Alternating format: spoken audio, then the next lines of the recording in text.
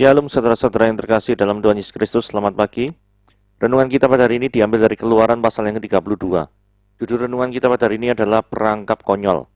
Salah satu tantangan bagi pemimpin ialah adanya godaan untuk menyenangkan para pengikutnya. Dengan cara yang keliru, tidak berani menolak permintaan mereka, sekalipun jelas bertentangan dengan kebenaran. Memilih tetap populer dan mendapat pengakuan banyak orang, sekalipun menyimpang dari jalur yang seharusnya. Hanya mencari aman, serta demi kenyamanan sendiri. Harun terjebak dalam perangkap ini pada salah satu episode kepemimpinannya. Musa telah naik ke Gunung Sinai selama 40 hari, sedangkan seluruh umat berkemah di padang gurun. Selama absennya Musa, Harunlah yang memimpin mereka. Lalu umat itu meminta Harun untuk membuat Allah bagi mereka, sebuah patung untuk disembah yang akan memimpin mereka menuju Kanaan. Mudah sekali melihat bahwa ini adalah permintaan yang salah dan konyol. Setelah mengalami berbagai mujizat Allah untuk membebaskan mereka dari Mesir, bagaimana mungkin mereka berpikir bahwa Allah yang hidup dan berkuasa itu dapat diganti dengan sebuah patung? Namun yang lebih parah lagi adalah reaksi Harun. Dia tidak membantah atau mengoreksi mereka, malah dia meminta anting-anting emas seluruh bangsa itu, lalu membentuknya menjadi patung lembu. Seluruh umat itu pun jatuh ke dalam penyembahan berhala, yang harus mereka bayar mahal dengan hilangnya 3.000 nyawa. Seperti Harun, terkadang kita bertindak secara salah bukan karena kita tidak mengetahuinya, namun karena kita lebih memilih untuk menyenangkan manusia. Satu kesalahan fatal yang akhirnya kita sesali. Hendaknya kita harus belajar untuk menaati Tuhan. Itulah yang menyenangkan hatinya.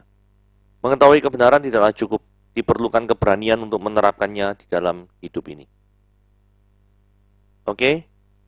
Mari kita lihat ritual keagamaan yang palsu dan sukacita yang semu. Apakah kita sedang mengalaminya saat ini? Oke, mari kita baca Keluaran pasal yang ke-32. Ketika bangsa itu melihat bahwa Musa mengundur-undurkan turun dari gunung itu, maka berkumpullah mereka mengerumuni Harun dan berkata kepadanya, "Mari buatlah untuk kami Allah yang akan berjalan di depan kami, sebab Musa ini, orang yang telah memimpin kami keluar dari tanah Mesir, kami tidak tahu apa yang terjadi dengan dia." Lalu berkatalah Harun kepada mereka, "Tinggalkanlah anting-anting emas yang ada pada telinga istrimu, telinga anakmu, laki-laki dan perempuan, dan bawalah semuanya kepadaku." Lalu seluruh bangsa itu meninggalkan anting-anting emas yang ada di telinga mereka dan membawanya kepada Harun. Diterimanya lah itu dari tangan mereka, dibentuknya lah dengan pahat, dan dibuatnya daripadanya anak lembu tuangan. Kemudian berkatalah mereka, "Hai Israel, inilah Allahmu yang telah menuntun engkau keluar dari tanah Mesir." Ketika Harun melihat itu, didirikannya mezbah di depan anak lembu itu. Berserulah Harun, katanya, "Besok hari raya bagi Yahweh." Dan keesokan harinya pagi-pagi mereka telah mempersembahkan korban bakaran dan korban keselamatan. Setelah itu duduklah bangsa itu untuk makan dan minum, kemudian bangunlah mereka dan bersukaria. Berfirmanlah Tuhan kepada Musa, "Pergilah, turunlah, sebab bangsamu yang kau pimpin keluar dari tanah Mesir telah rusak lakunya."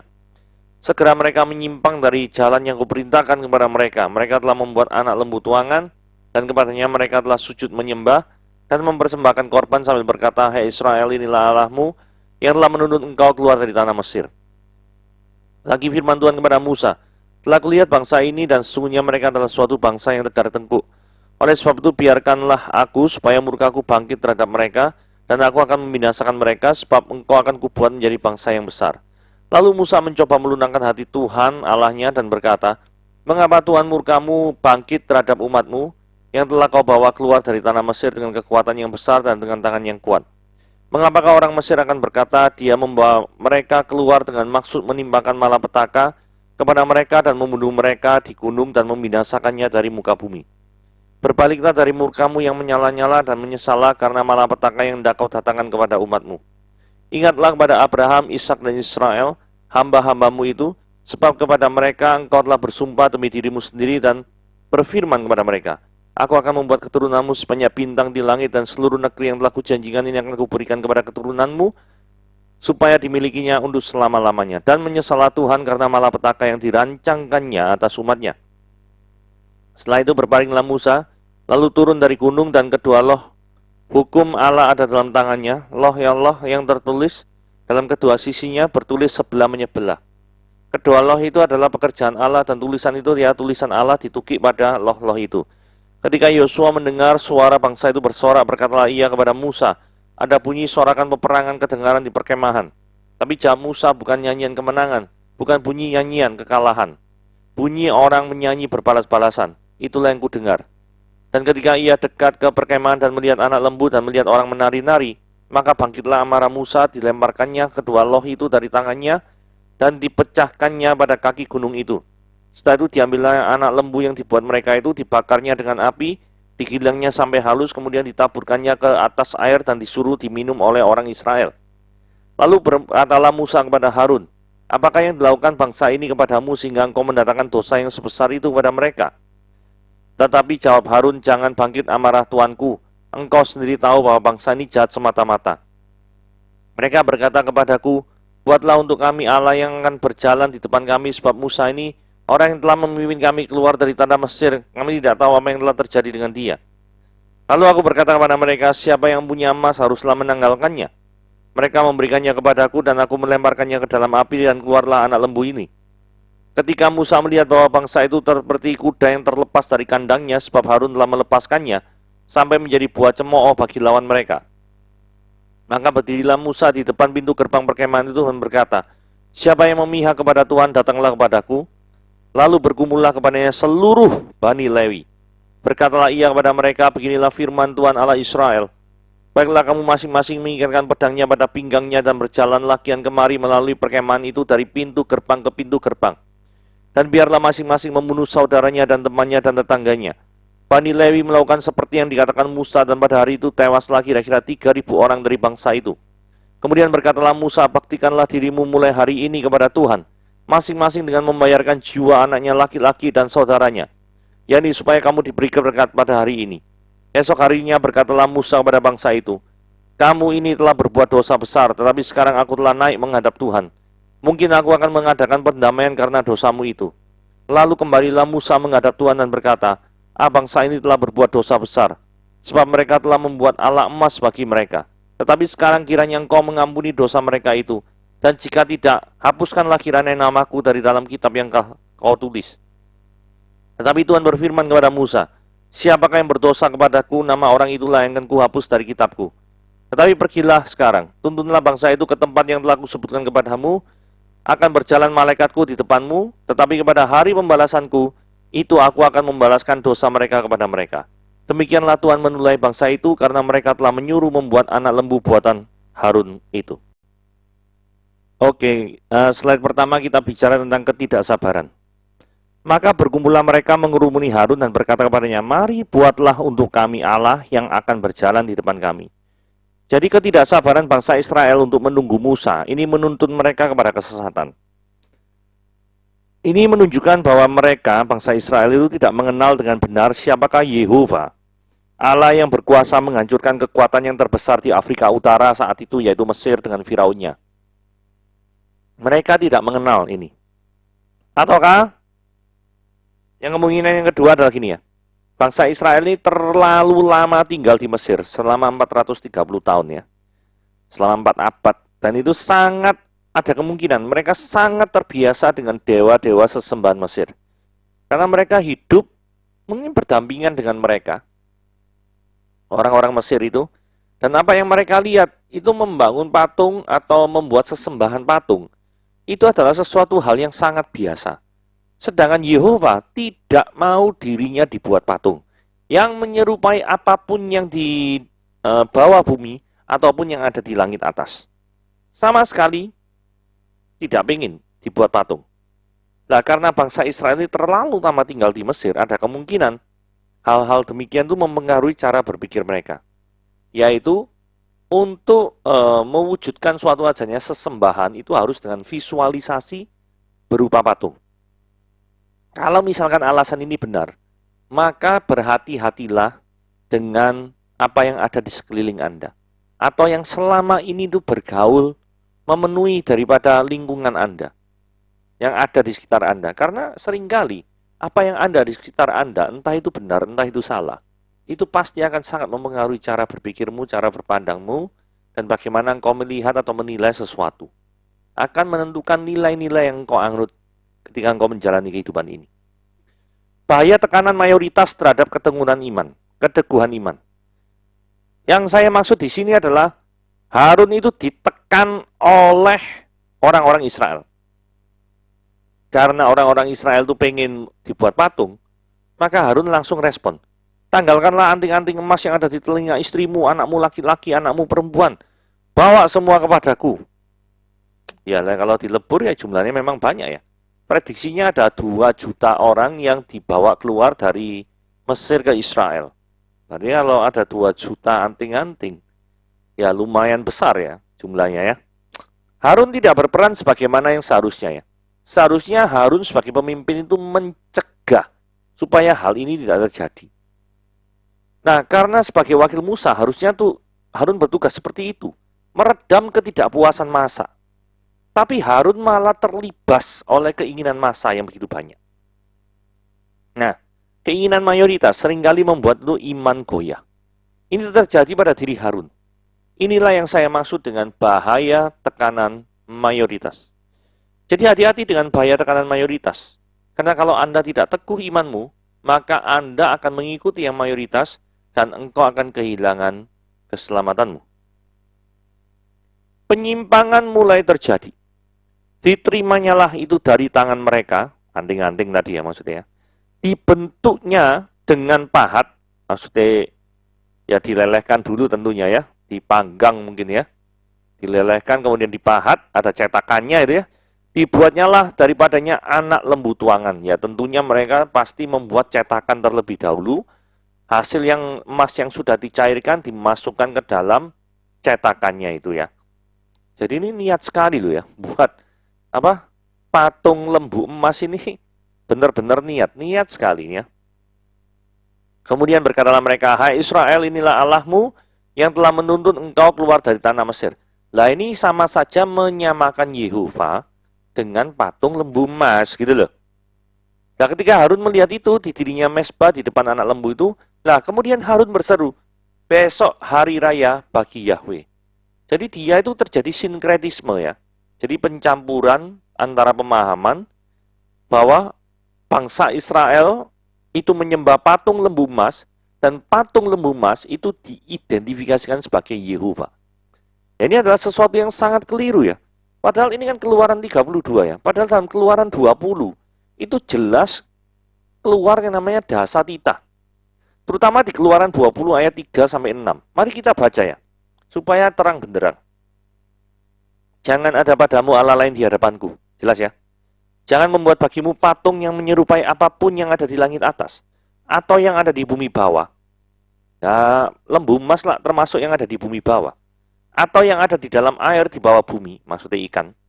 Jangan sujud menyembah kepadanya atau beribadah kepadanya. Ini malah menyembah.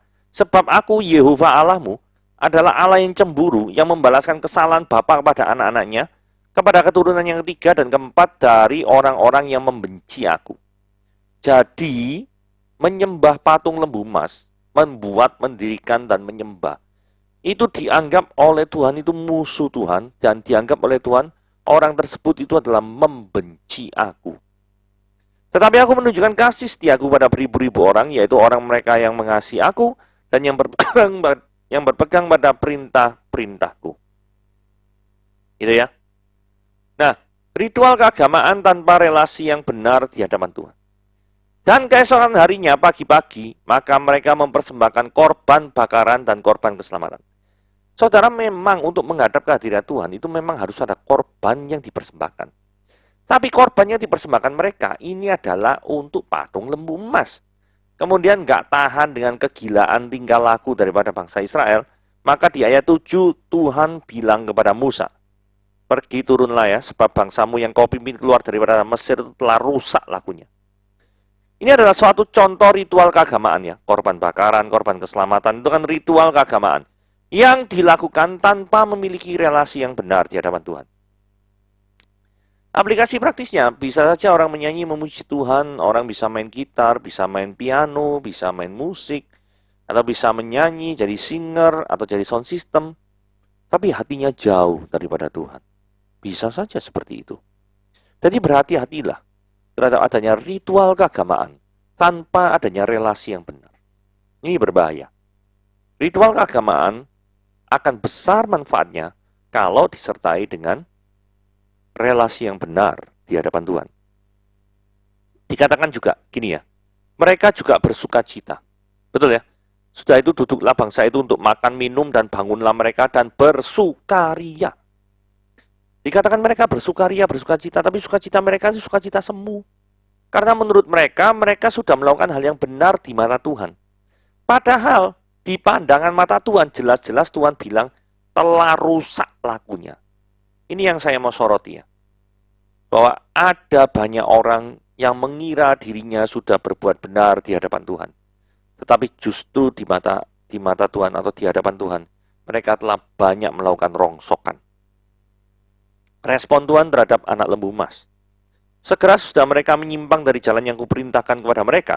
Mereka membuat patung lembu tuangan dan kepadanya mereka sujud menyembah dan mempersembahkan korban sambil berkata, "Hai Israel, inilah Allahmu yang telah menuntut engkau keluar dari tanah Mesir." Terus ayat 10 dikatakan, "Aku akan membinasakan mereka, tetapi engkau akan kubuat menjadi bangsa." Engkau itu maksudnya Musa ya. Kubuat menjadi bangsa yang besar. Jadi Tuhan itu memberitahukan kepada Musa betapa bejatnya kelakuan daripada bangsa yang dipimpinnya, Israel itu. Tuhan memberitahukan kepada kita betapa ada banyak kekurangan orang-orang yang ada di bawah pimpinan kita. Sama seperti Tuhan memberitahukan kepada Musa, ada banyak kekurangan daripada bangsa Israel yang dipimpinnya. Bahkan Tuhan tidak akan diam saja terhadap orang-orang yang demikian. Nah, hal yang demikian harus kita tiru. Bahwa kita tidak boleh diam saja terhadap pelanggaran-pelanggaran yang terjadi di dalam kekuasaan kita. Tidak boleh. Karena hal yang demikian, pelanggaran terjadi, dihukum oleh Tuhan. Dan Tuhan bahkan ingin membinasakan mereka. Jadi dosa mereka itu sangat-sangat besar, sehingga sampai membuat Tuhan itu pengen membinasakan mereka. Lalu Musa mencoba melunakkan hati Tuhan Allahnya dan berkata, "Mengapa Tuhan Allahmu murkamu bangkit terhadap umatmu yang telah kau bawa keluar dari tanah Mesir dengan kekuatan yang besar dan dengan tangan yang kuat?" Gitu ya. Jadi Musa ini mempertanyakan gitu ya. Musa itu memiliki kepedulian loh terhadap bangsa Israel ya. Sekalipun bangsa Israel itu memiliki perilaku yang tidak benar, mendukakan hati Tuhan, Musa itu tetap meminta belas kasihan. Nah kemudian kalau ada satu kata yang mengganggu Anda, yaitu menyesallah Tuhan. Nah kata frase Tuhan menyesal ini bukan menunjukkan Tuhan itu tidak maha tahu, karena ini adalah gaya bahasa antropomorfisme. Apa itu antropos? Itu artinya manusia, morfe itu bentuk, isme itu pandangan atau aliran. Jadi gaya bahasa yang mengambil bentuk manusia.